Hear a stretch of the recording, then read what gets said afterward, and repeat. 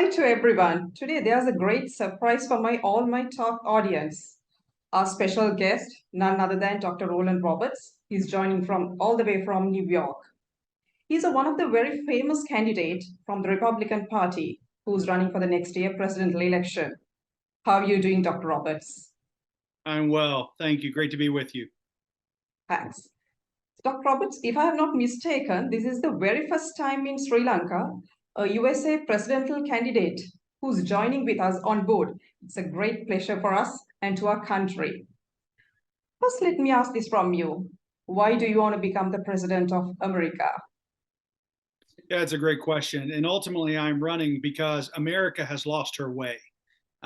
We are in a bad way on nearly every front: economically, national security, the family unit and structure.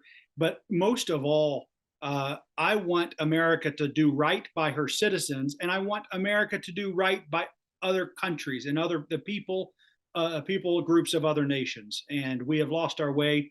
And I believe that when we treat people right and you do right by other people in other countries, we can enjoy greater peace and greater prosperity, and it elevates mankind around the world.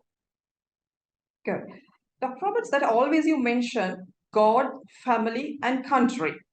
So, as a candidate, how are you going to put these three things together and govern the country?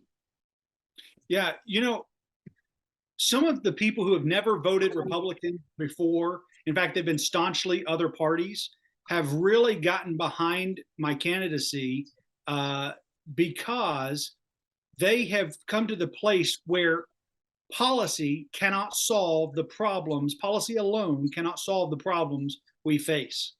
And they recognize that they can keep fighting for the changes that they want to see, but they will fight until eternity and things not be the way they desire until God is recognized in America once again. So that's why we say we need the help and blessing of an almighty God on America in order to have a good way forward. Now, I can tell you that how that relates to the economy is everything, because you can put in great policy, but if it's not blessed, and there's a principle that says, blessed is the nation whose God is the Lord. So when you recognize him, you can attain his blessing. And we need his blessing economically. We have record high inflation.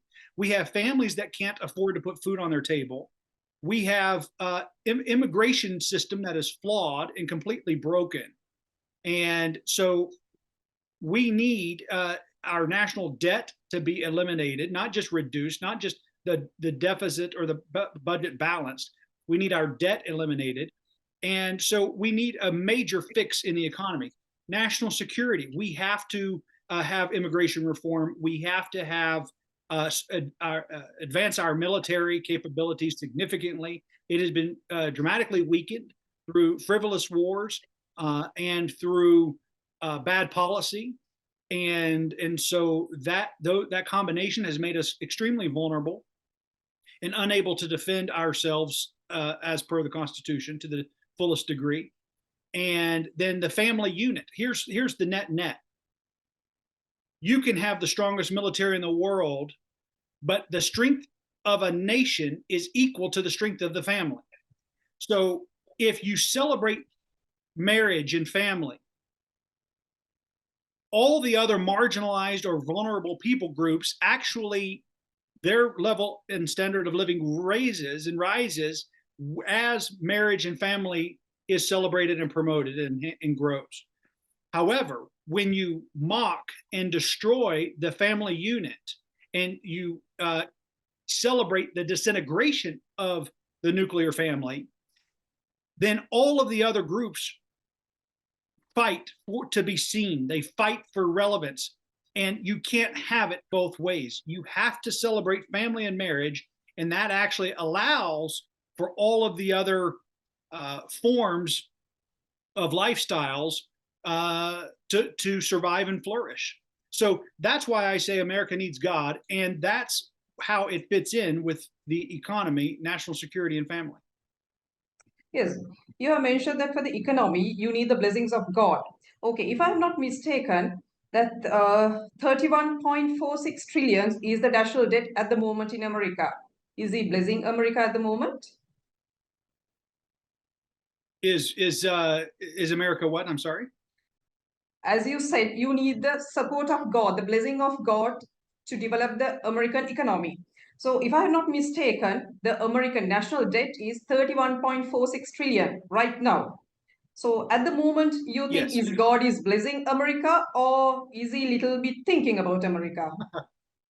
That is a great question. And no, I do not think that his blessing is on us whatsoever. I think he is merciful to us for not consuming us because of the atrocities and the evils that we have perpetrated against our own citizens and against countries and citizens of other nations. I think it is, we have been a very corrupt nation. We talk a great game, we talk nobility and honor, and but much of our administrative state, we sometimes refer to it as our deep state in America, around the world, has been very anti-American in how we conduct ourselves. And so, no, I do not think his blessing is upon us. I think his mercy, he's having mercy on us. But one of the ways that we want to fix the economy, to your point, I expect to be walking in as president to a $35 trillion deficit. I fully expect that over the next year and a half. And so I have to focus on how do I pay off $35 trillion. And the truth of the matter is, there's not going to be all payoffs. We're not just paying off all of the debt and walking away. A lot of it we should not have incurred to begin with. A lot of it we have been duped, and it was alliances that we really formed. We might have only owed 2 trillion, but we would go in debt for 5 trillion so that some other things could be done, some other funny business.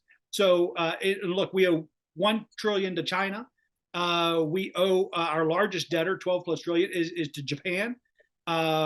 And several of those numbers need to be dramatically reworked, and then we will settle, like you do any debt or most debts. But I can tell you that my methods for doing that will be twofold. Number one, we will freeze, and I can do this as the president, through executive order, freeze the rehiring of all non-critical government positions. Just by freezing the rehires of non-critical positions will reduce the federal government, the size of the federal government, by 20% during my first term alone. I don't need Congress to cut spending. I don't need Congress to change and get 400 people to vote a specific way. We are able to do that in the executive branch, and government will run better. It will run leaner, more efficient. And so I think that's the first major element. The second major element, and this is the same thing you do personally. If you're trying to get ahead financially personally, you have to cut expenses and increase your income. Those are the two things you want to do. And the more you can do of both, the better. And so on the income generation side, we must become not only energy independent, which is kind of the popular buzzwords now, but energy dominant. We have more oil in the United States than all of the Middle East, than all of Russia, and several other countries combined. So why in the world would we ever buy 1 barrel of oil from anywhere else unless we can get it cheaper than we can manufacture it and drill it ourselves? But I can tell you that's not the case. We can have $1 per gallon gasoline. That's not a stretch to do that, which grows GDP dramatically. We've got to get out of the 1%, 1.1% growth and get more into that 3.5%, 4.5% growth rate on our GDP. But when you focus on real energy dominance, then you must develop nuclear energy, which nuclear energy is what we use for our largest projects. We fill up our submarines one time in the life of the vessel, one time. And yet my vehicle, we have to keep going and filling it up with fuel every day, every few days. That's nonsense. That's silly. It's because we're using, it's because of the systems that are in place, profit systems and companies and corporations that kind of want that profit to keep coming in. They're not interested in what's best for you in your life.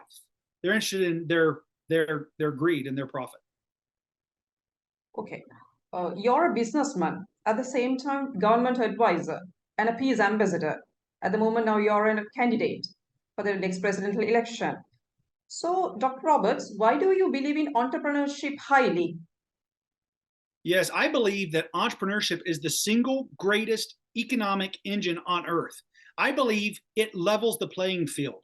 You know, in America, and especially in American politics, there's so much division, hateful rhetoric, and it's unnecessary. But it's the only way that certain very incompetent candidates could ever rise, because the people out way, and there's a majority of common people than there are of elite. So the only way the elite can keep their grip on people is by controlling them.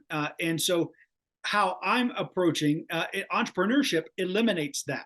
You're no longer dependent upon the government to feed you. You're no longer dependent upon a corporation to provide for you. And then if you don't, they threaten with firing you, yanking the carpet out from under you, and now you and your family go without. And so there's a lot of people that cannot afford to take their opinion to work with them. They would be fired if they spoke their truth, spoke what is they believe or what their viewpoints are. They would be fired. We saw during the pandemic that corporations have more power than governments. The government in the United States, even though they could not mandate the vaccines to the fullest extent that they wanted to, many of them. So they used corporations to mandate vaccines when they would say, you have to get the vaccine or you're going to be fired. And so they actually started choosing. Can you imagine when they come and say, you must have this medical procedure done or you're fired? You must, and they already tell you intrude in your personal life. They tell you who you can and can't sleep with, right? You can't sleep with colleagues or your clients, or they have parameters. They have a dress code. You can't wear what you want and look the way you want, because in their minds you're representing their brand, right? So, but entrepreneurship is the highest form of freedom, individual freedom, economic freedom, and that is what countries, if you want to grow your GDP, it's what China recognized a couple decades ago and really started promoting entrepreneurship. It's what Spain did when they brought me over in 2016 to, as part of the top 20 startup companies in the world and advising them there. A lot of countries recognize, even Russia, that had communist schools during the Soviet era, especially transitioned in the late 80s, mid to late 80s, to start teaching economics and entrepreneurship and business ownership. And the reason it was because they knew they must have that in order for their economy to flourish. So I greatly believe in it, both for nations to grow and for people and families to grow. Well, Dr. Roberts, that as the main person of the Transform Africa project, would you like to share some details with us about that? Sure. Yeah, I'm very passionate about helping people. And I can tell you through our mission work and with Transform Africa across the entire continent, we have been helping for years. We primarily through clean water initiatives and technology, advanced technology. It's more advanced than what we use in the United States. In fact, our demo machines in Lexington, Kentucky, people can come and they can see the water go through the machines, and we just use the tap water, our city water here in the United States, running it through, and you would not want to drink it. It purifies it so much. And so we're able to deploy our water technology across Africa, and it gets to the people who need it most. It's extremely economical, which is usually the hardest part of any type of a clean water initiative. And is that it's economical and that it's scalable. It's duplicatable. A lot of times something works in one place, it won't work in another place. You have to test the water of the borehole and see what the contaminants are to see what the filtration can eliminate. We don't have to deal with any of those things because of the technology. So it's been a huge. We've actually leapfrogged most of the water technology in the world, municipal water technology in the world, for at the continent of Africa. Because partly it's the switching costs are very expensive for people who've sunk, $1 billion, 500 million to $1 billion into water treatment plants for massive cities. It's hard for them to just switch to another project, even if instead of $1 billion, it's only 80 million. So that's what we have helped Africa with. Our education, I believe, once again, entrepreneurship is the key to liberation and leveling the playing field, because it doesn't matter what your education level is. It doesn't matter who your parents were. It doesn't matter if you were born into money or born into extreme poverty. If you have a God-given dream, an idea, and a vision, and we can help you pull that out of you and that creativity, you can grow and flourish and prosper like never before. And that's the human way. And I believe that we teach that through Roland College there in Africa, and our School of Entrepreneurship, our School of Literacy. That came from the former president of Malawi. Malawi's literacy rate was 69% illiterate, and mostly female. And so that was really keeping them suppressed and economically and with opportunities. And so before we taught a lot of other things, we said one of the greatest things to help people grow economically is if they learn to read and write. If they become literate, it expands their world in so many ways. So we developed our School of Literacy. It's the fastest literacy course. It literally, people can learn English at a high school level, starting at 4 or 5 years old, all the way up to we've had people in their 70s and early 80s that have gone through the School of Literacy, and in 3 to 6 months, they're writing and reading at a high school level. So it's a great course. We make it complimentary for people in Africa to be able to take that, and we've actually subsidized almost every one of our African students on the continent, actually, through our schools. And so I greatly believe in the work that we're doing there with education and clean water. And then, of course, in South Sudan, and the world's newest nation, and the U.S. gave birth to South Sudan 11 years ago. And they've had a rough go. They've had a couple civil wars, but democracy is messy. Freedom is messy, really. And so there's birthing pains that they've gone through, and the rest of the world, we expect them to act like us but we've had nearly 250 years of practice at being a free people, and people who for generationally have been fighting and warring. And your average life expectancy for a male is 27, 28 years old. You're bred to die. And if you're still living past the age of 30, it's almost a disgrace because you haven't fought hard enough for your tribe. This is the mentality. And so to break that generational paradigm of thinking into a free man way of thinking takes time. I mean, think about how hard it is for you or I to change our mind about something. And we have advanced critical thinking skills. So it's been a difficult journey, but I can tell you the improvements from 3 years ago when I first stepped foot in South Sudan to today is night and day. The roads are more developed, the infrastructure is more developed, the utilities are more stable, it is safer, there is more commerce, there is more dignity in terms of even the clothing and being covered. It's amazing to see the progress of what happens with a free people. As you mentioned, the freedom is mercy. What's your policy about the Black people in America? Well, I can tell you, we're grateful to have the support of immigrants. In fact, they're calling me the immigrants president, their choice of candidate. And part of it is because I think I understand the plight from working in Africa so much, but also we have people that we've been divided racially so long that there's a group of people who just want to improve. We want to have better families. We want to have more opportunity for our children. And we realize we actually have shared goals. We're not the ones who divide ourselves. We are being divided, but we're not the ones doing the dividing. When we're at stores, I mean, they open the door for me, I open the door for them. We don't see color. So many times we were taught for years, don't see color. You see the person, you see the character, see the heart of somebody. And then you realize we're all the same everywhere in the world. We're humans. So where did this narrative of see me for my color? I didn't have anything to do with it. I didn't put in an order for God and say, now, God, I really want to have this color baby whenever they come, and I want to be this. When I'm born, I want to be this, this, and that. None of us chose it. So what the best we can do is respect each other.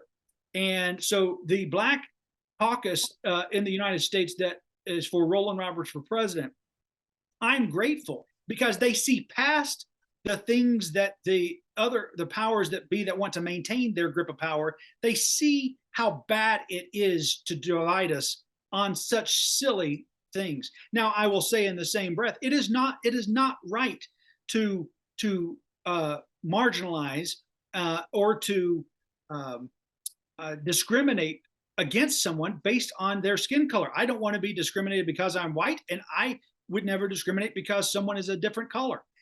And let me tell you this, I believe that because I came from the corporate world. In the corporate world, it is illegal. It is illegal to discriminate on all of the things that in politics, they celebrate the discrimination. They discriminate on race, they discriminate on sex, they discriminate on gender, they discriminate on faith, and they celebrate that. Even our president, had announced that he was going to nominate a female vice president. And a lot of times they'll say, I'm going to have a female, or I'm going to have a male, or I'm going to have a black lady or a black man, or this race or that gender. And look, everything they're doing there is completely illegal. If you run a company in America, it's illegal. So why is it okay on this hand and it's illegal on the other hand? It's a double standard, and it's not right on that front. So in business, I've had people that are transgender. I had people that were homosexual. I've had people that were obviously every color, every race, every religion, every background imaginable. And we all work together every single day for years towards a common goal. And none of those issues ever came between us because we're friends, because we got to know each other, the real us. So can we have a united America once again? Yes, under God we can. But I do believe that that's the only banner under which Americans can unite ever again, because the division is so great. We will never unite on anything high enough, big enough, unless it is God. Okay, Dr. Roberts, that we'll get back to your policies that you have explained about all your domestic policies, defense policies, fiscal policies, economic policies. Okay, everything is fine. Let us know what is your domestic priority. Domestic priority is the economy. Our inflation is off the charts. Our national debt is out of control. And our founding fathers said, and this is good governance for any nation on earth, but they said when they formed America, they said there's three things that will destroy America that you've got to viciously defend and watch. And the national debt was one, foreign alliances was two, and actually there was three and two. And then the number one thing they said you've got to watch for is the national debt. You do not want to be beholden to other nations because that will destroy your currency, and then you have no society. And as you see today, the de-dollarization is rapidly expanding. BRICS obviously coming out with their own currency. The digitization of currency, the central bank CBDCs coming out with their own currencies. China coming out with their own version, their own crypto. I'm telling you, there is so much flux, and I will say, in all of human history, usually when a declining world empire and the ascending world empire, there's usually about a 30-year transition, and instead it's happening in weeks, not decades or generations. And so there is so much rapid change in the world today that no one person controls it the way it used to be. So I believe that on our domestic policy, economy is number one. By the way, a strong economy is one of the greatest measures that I can take to secure us nationally as well. Our defense, one of our best defenses, is a strong dollar. We use sanctions. We've used sanctions like candy in the past, and I will say that sometimes they're warranted, and for sure sometimes they are overbearing and not warranted. But I can tell you that I would rather sanctions than war. I am for peace. I will fight and defend whatever we have to in terms of our national interest and American citizens every time. But I am for peace, and I would rather use non-violent strategies to achieve our ends. But you cannot do that if you have a weak dollar. You're forced to just fight because that's all you have, which is why most of the world does fight. We've been able to use some other things to try to stay out of conflicts, but the de-dollarization is a huge issue. The inflation is a huge issue. And so I believe, though, having a strong economy through energy development and through eliminating the debt will solve these problems, and it also secures America.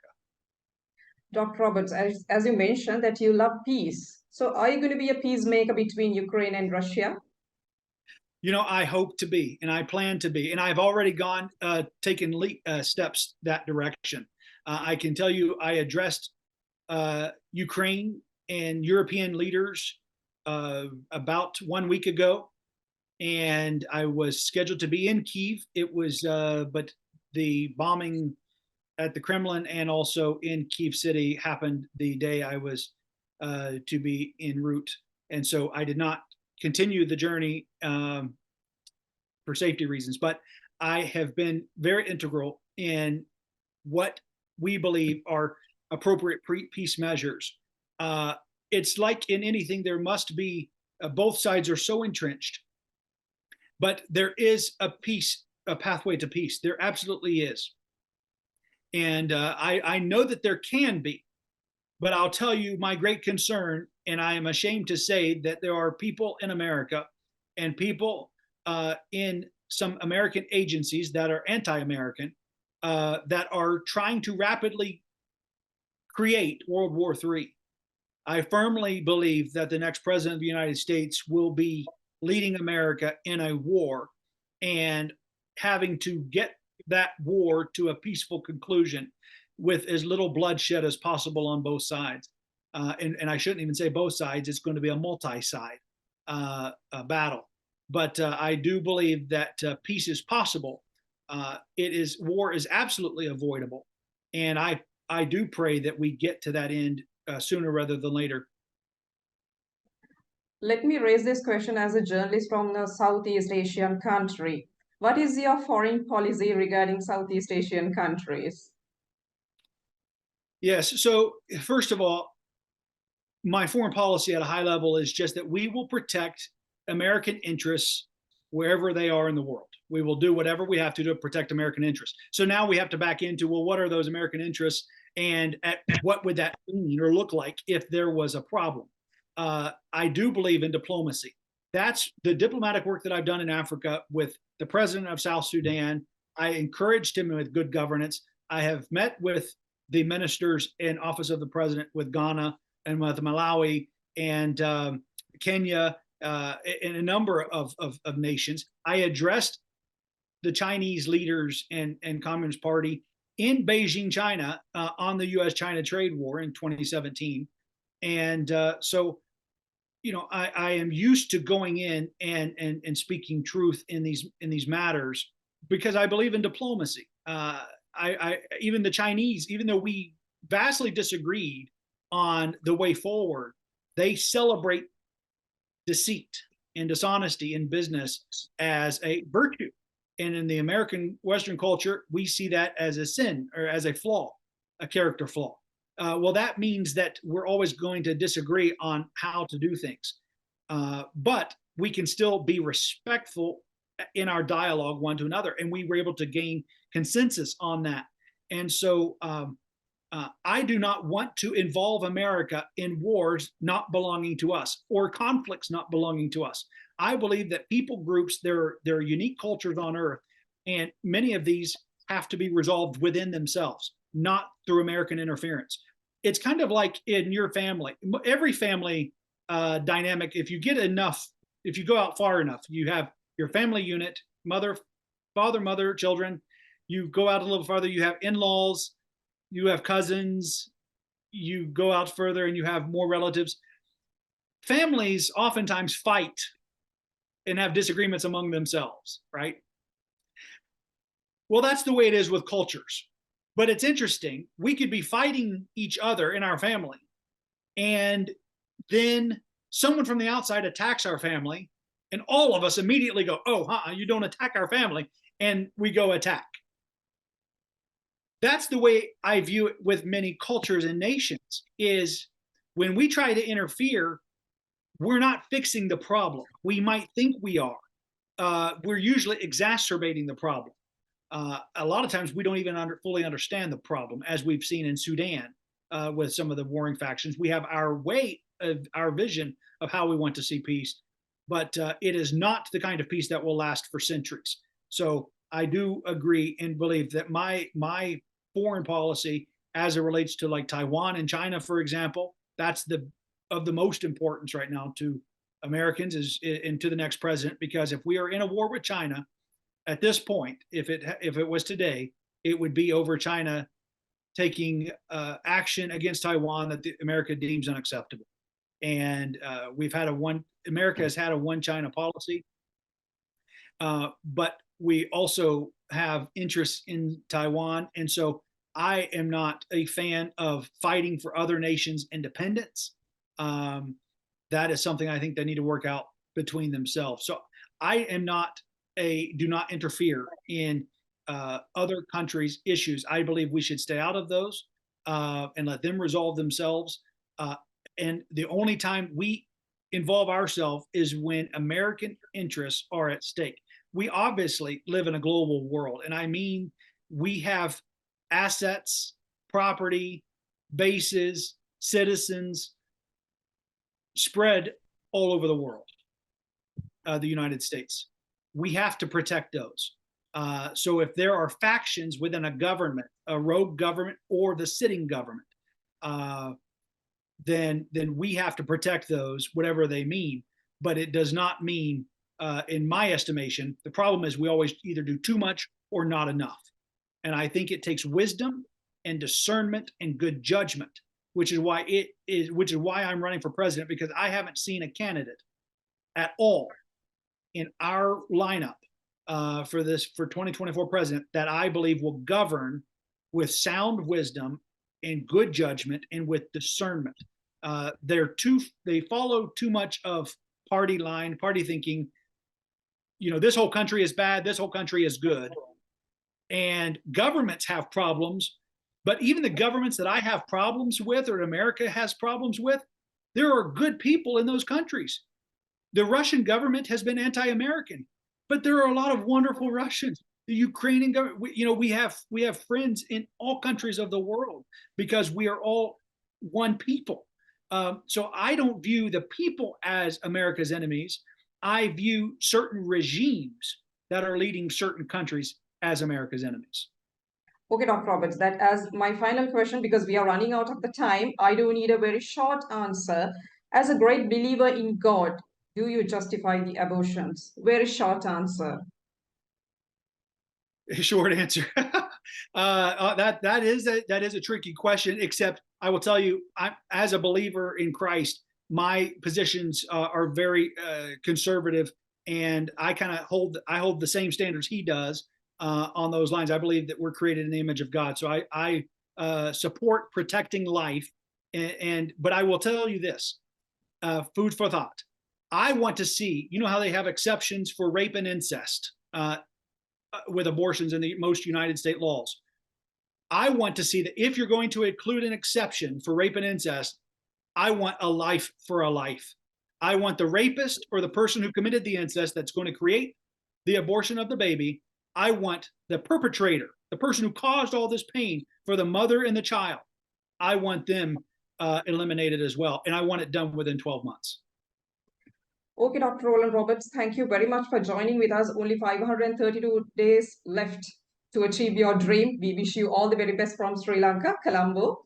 So thank you very much again and again. Wish you all the very best. So we want to see you as the next president of United States of America. All the very best. I'm Pramila Veersinghe from Colombo. Thank you for joining with us. Thank you much.